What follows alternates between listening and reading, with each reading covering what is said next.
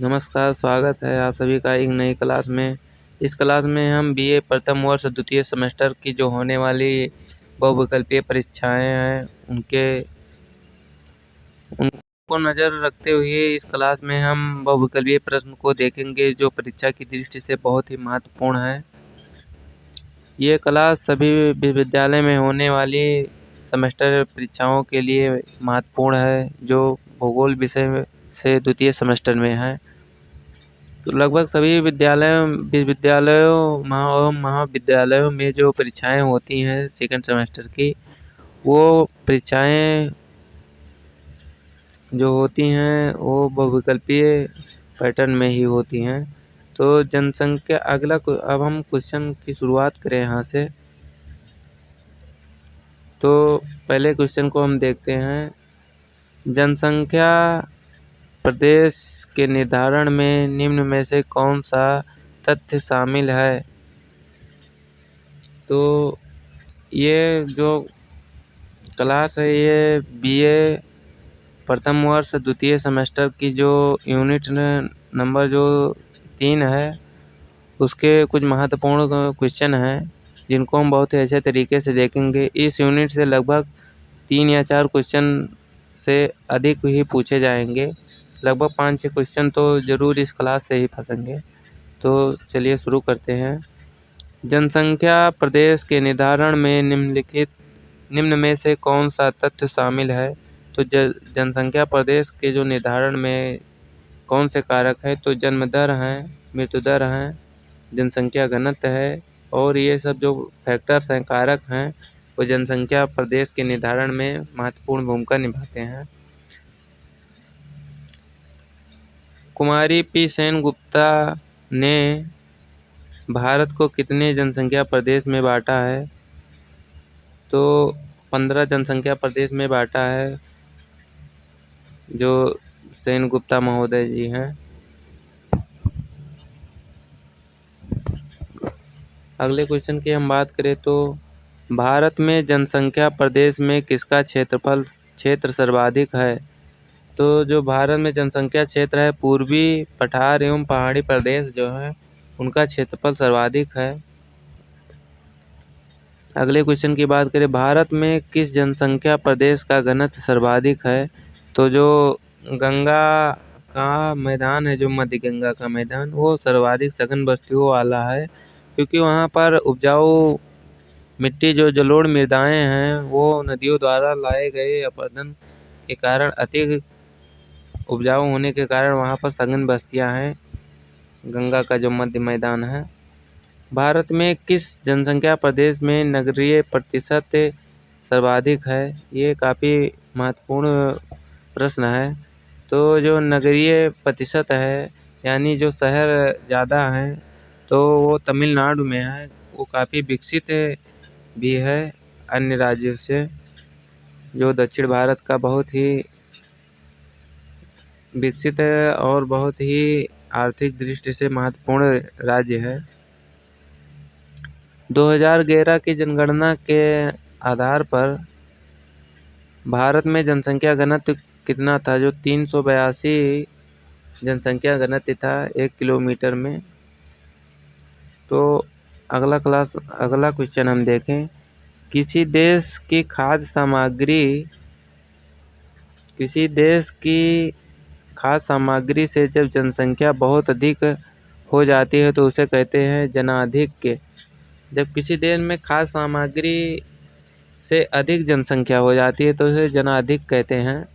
यानी जो लोगों की संख्या है वो अधिक हो गई है, अपने खाद्य सामग्री से अधिक, जिसका पूर्ति खाद्य सामग्री नहीं कर पाती है जनसंख्या का, उसे जनाधिक्य कहते हैं। जनाधिक्य की समस्या का समाधान हो सकता है। तो जो जनसंख्या अधिक हो जाती है, खाद्य सामग्री कम पड़ जाती है, तो किसके माध्यम से ये समाधान हो सकता है कि बराबर रहे, जनाधिक्य न हो, जनसंख्या और खाद्य सामग्री प्रॉपर में बराबर हो रहे। तो इसका जो है कृषि पुनर्व्यवस्था यानी कृषि में सुधार, औद्योगिक विकास यानी उद्योगों का जो औद्योगिक विकास है, परिवार नियोजन यानी जनसंख्या वृद्धि पर रोक, ये जो सभी जो तथ्य हैं वो जनाधिक्य की समस्या का समाधान करने में महत्वपूर्ण योगदान दे सकते हैं। जनाधिक्य की समस्या उत्पन्न होती है जन्म दर बढ़ने व मृत्यु दर घटने से। यानी लोगों की संख्या कब अधिक होगी? जब जन्म दर अधिक होगा और मृत्यु दर कम होगी। तो 9 नंबर का क्वेश्चन जो है घ है, ये सही है। अगले क्वेश्चन की बात करें हम तो भारत का जनसंख्या दृष्टि से कौन सा स्थान है? भारत का जो जनसंख्या दृष्टि के स्थान पर दूसरा स्थान है चीन के बाद में। लेकिन कुछ आंकड़ों, अभी भारत की जनगणना नहीं हुई 2011 से। अगर अब जनगणना होगी तो शायद कुछ आंकड़ों के अनुसार हम चाइना से आगे आ चुके हैं पहले पावदान पर, लेकिन जो डाटा है उसमें दूसरे स्थान पर है, तो दूसरा स्थान ही लिखेंगे अभी जब तक ऑफिशियल डाटा नहीं आता है, आधिकारिक डाटा। अगले क्वेश्चन की हम बात करें तो भारत में राष्ट्रीय जनसंख्या आयोग का गठन कब हुआ? तो 2001 में राष्ट्रीय जनसंख्या आयोग का गठन हुआ। जनसंख्या, क्वेश्चन नंबर 12 की बात करें, जनसंख्या नीति में निम्न में से कौन सा जो जननांकीय चर सम्मिलित है? तो जो जननांकीय चर है आकार, गठन एवं वितरण, ये तीनों सम्मिलित हैं। अगले क्वेश्चन की बात करें, जनसंख्या नीति 2000 की घोषणा हुई थी, कब हुई थी? जो जनसंख्या नीति 2000 थी, किस तारीख को? तो 15 फरवरी 2000 को जनसंख्या नीति की घोषणा की गई थी। अगले क्वेश्चन की बात करें, निम्न में से मानव संसाधन विकास के उद्देश्य में सम्मिलित नहीं है। जो मानव संसाधन के विकास के उद्देश्यों में सम्मिलित नहीं है वो समता नहीं सम्मिलित है, नियोजनशीलता और अनुकूलनशीलता, प्रतियोगिता, ये तीनों सम्मिलित नहीं है। निम्न में से कौन सा अक्षांश रेखा यूरोप के जनसंख्या की धुरी कहलाती है? तो जो 45 डिग्री उत्तरी अक्षांश है वो यूरोप जनसंख्या की धुरी कहलाती है, क्योंकि 45 डिग्री जो अक्षांश है वहीं पर यूरोप की जनसंख्याएं सर्वाधिक निवास करती हैं वर्तमान में। तो अगले क्वेश्चन की बात करें हम, निम्न में से कौन सा तथ्य जनसंख्या वितरण को सर्वाधिक प्रभावित करता है? तो जो जलवायु है वो जनसंख्या वितरण को सर्वाधिक प्रभावित करता है। जहाँ पर जैसी जलवायु होगी वहाँ पर वैसे लोग निवास करेंगे। निम्न में से, अगले क्वेश्चन की बात करें हम तो निम्न देशों में से किस देश में जनसंख्या का सर्वाधिक घनत्व है? तो इन सभी देशों को मिलाकर देखें तो भारत में सर्वाधिक जनसंख्या घनत्व है। ऑस्ट्रेलिया महाद्वीप में जनसंख्या विस्तार प्रायः तटवर्ती क्षेत्रों में ही परिधीय रूप में पाया जाता है। इसका सबसे प्रमुख कारण है जलवायु अनुकूलता। जैसा कि हम ऊपर देख चुके हैं, जलवायु बहुत बड़ा फैक्टर्स होता है कहीं पर जनसंख्या के सर्वाइवल में।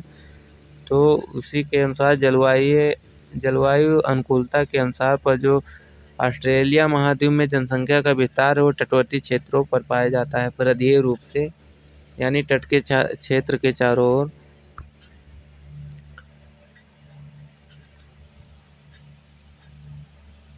अगले क्वेश्चन की हम बात करें तो उत्तरी अमेरिका में जनसंख्या का सबसे अधिक घनत्व है।